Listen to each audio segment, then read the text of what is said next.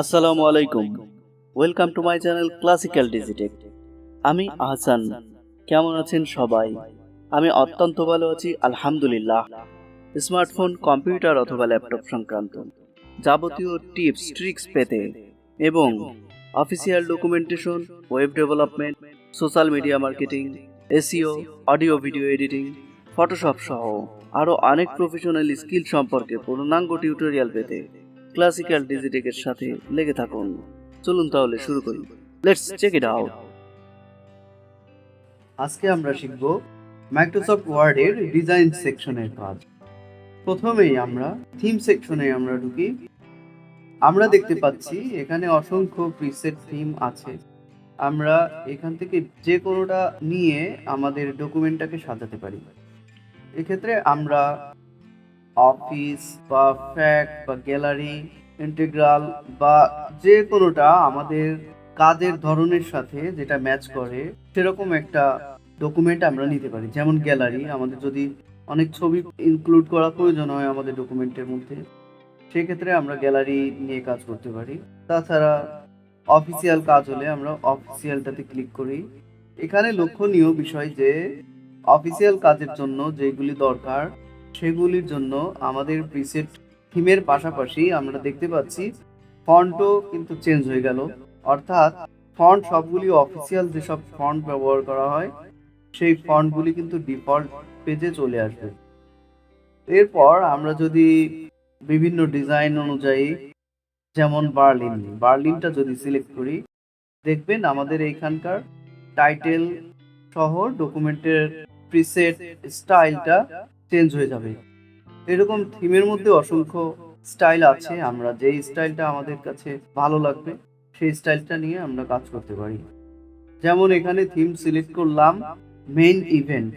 ঠিক আছে, মেইন ইভেন্টে আমাদের যেরকম ইভেন্টের ডকুমেন্ট রেডি করার জন্য যেরকম থিম দরকার হয় এখানে সেরকম প্রিসেট থিমই কিন্তু আমাদের দেওয়া আছে। যেমন ধরেন আমরা কিছু লিখলেই আপনি বুঝতে পারবেন ক্লাসিক্যাল ডিজি টেক, আমার চ্যানেলের নামটি আমি লিখলাম। দেখুন লেখাটা আমার কেমন হবে সেটা আগে প্রিসেট করা ছিল, সুতরাং আমাদের শুধুমাত্র সাইজটা বৃদ্ধি করে দিলেই হয়ে যাবে, যেহেতু আমাদের প্রিসেট স্টাইলটা এরকম। তো ডিজাইনের থিমে অফিসিয়ালে চলে যাচ্ছি, আমাদের নর্মাল হয়ে গেল লেখাটা। এছাড়া টাইটেলে বিভিন্ন রকম স্টাইল দেখতে পাচ্ছেন, আমরা যে কোনো স্টাইলটা আমরা ফলো করতে পারি। এখান থেকে আমরা যে কোনো স্টাইল চুজ করতে পারি আমাদের ডকুমেন্টের প্রয়োজন অনুযায়ী। এরপরে কালার, আমরা এখান থেকে কালার, বিভিন্ন রকম কালার আছে যেগুলি চুজ করে দিতে পারি। এটা হচ্ছে থিম কালার। পেজ কালারের জন্য আবার আমাদের অন্য জায়গায় যেতে হবে, যে পেজ কালারের জন্য আমরা সিলেক্ট করতে পারি। বিভিন্ন প্রিসেট কালার এখানে দেওয়া আছে। যেমন ডকুমেন্টের জন্য যদি হালকা রেড বা পিঙ্ক কালার হয় এরকম সিলেক্ট করে দিতে পারি, অথবা স্কাই ব্লু, রয়্যাল ব্লু, সবই আছে এখানে কালার আছে। তাছাড়া ফন্ট, আমরা এখান থেকে ফন্ট সিলেক্ট করে দিতে পারি। 2007 থেকে 2010 পর্যন্ত, অফিসের 7 থেকে 2010 পর্যন্ত যেসব ফন্ট স্টাইল বা ফন্ট নেম যেগুলি ছিল পরবর্তীতে অনেক অ্যাড করা হয়েছে, সেগুলির এখানে কম্বাইন্ড একটা 2007 থেকে 2010-এর মধ্যে যতগুলি ছিল সেই ফন্টগুলি কম্বাইন্ড এখানে পাওয়া যাবে সবকিছু। এছাড়াও আরো অনেক ফন্ট আছে, আমরা এরকম ফন্ট কিন্তু চুজ করে দিতে পারি এখান থেকে হোম পেজে না যেয়ে। আর প্যারাগ্রাফ স্পেসিং, এজন্য এটা দেখাইতে হলে আমাদেরকে আবার আমাদের পুরানো একটা কমান্ড, র্যান্ড কমান্ড সমান সমান RAND first bracket 5, bracket close, আমরা আমাদের একটা টেক্সট জেনারেট করলাম। এই টেক্সটটাকে আমরা যদি এখন সিলেক্ট করি, এখান থেকে প্যারাগ্রাফ স্পেসিং এ আমরা শুধু কার্সরটা রাখবো।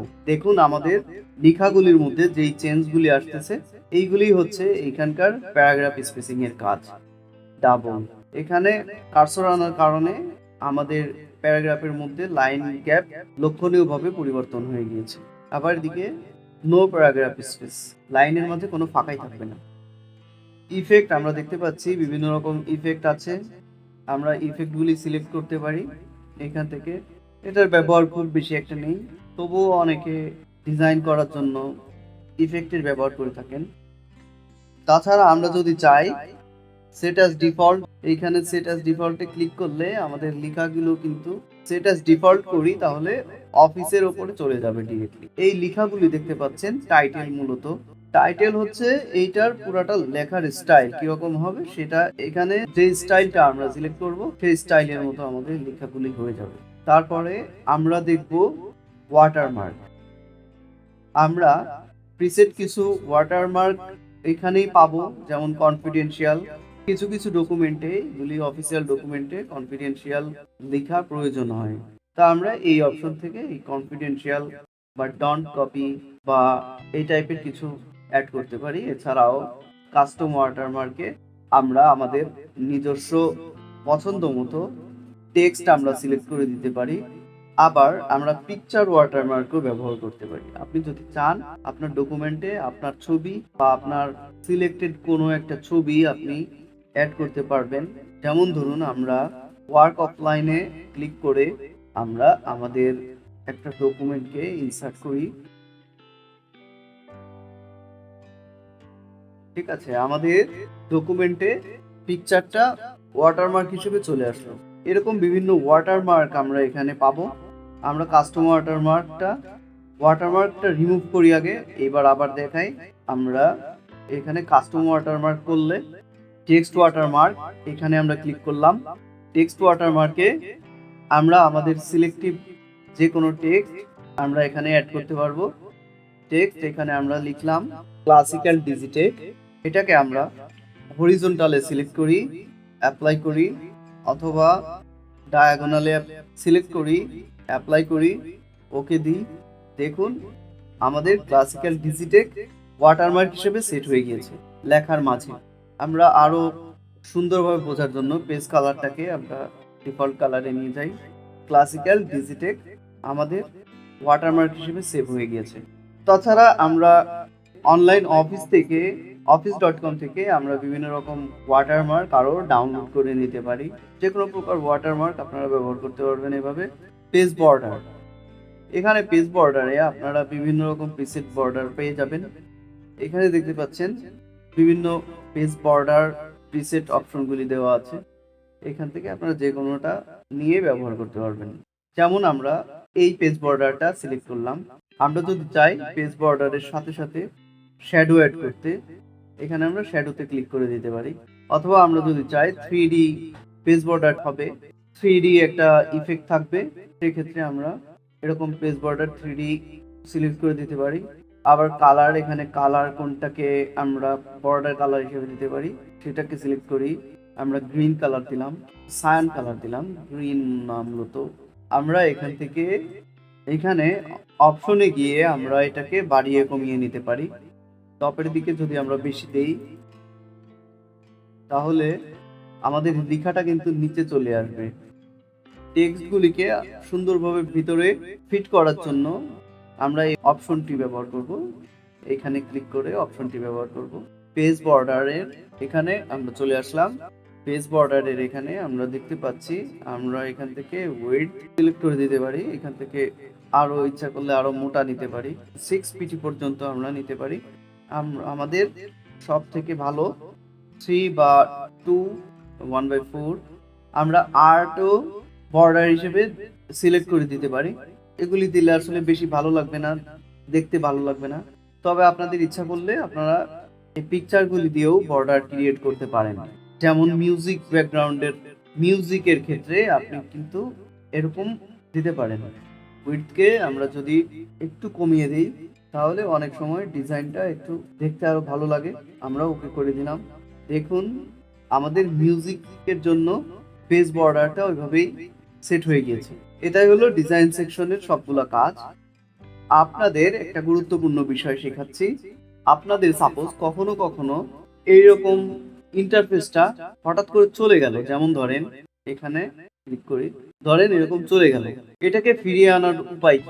এখানে ফিরিয়ে আনার জন্য ইনসার্ট অপশনে যাবেন, পিন করে দিবেন, রিবনটা আবার আগের মতো করে আমাদের ইন্টারফেস তৈরি করে দিবে। আবার আরেকটা জিনিস দেখাচ্ছি, আপনারা এখানে দেখতে পাচ্ছেন কয়েকটা আইকন, 3টা আইকন।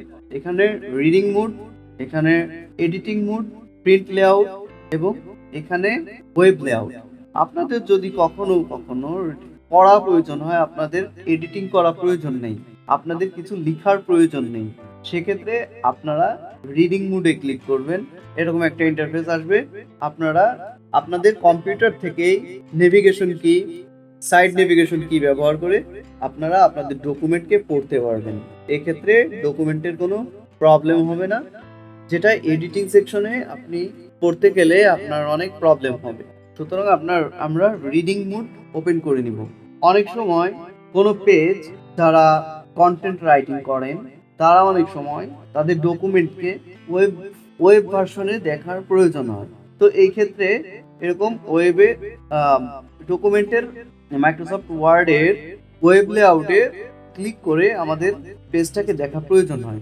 অর্থাৎ এখানে পুরা চারিদিকে ফিট, অর্থাৎ আপনার ব্লগটা ওয়েব পেজে কি রকম শো করবে, এখান থেকে আপনি একটা প্রিভিউ পেয়ে যাবেন। এটা অত্যন্ত একটা গুরুত্বপূর্ণ বিষয়।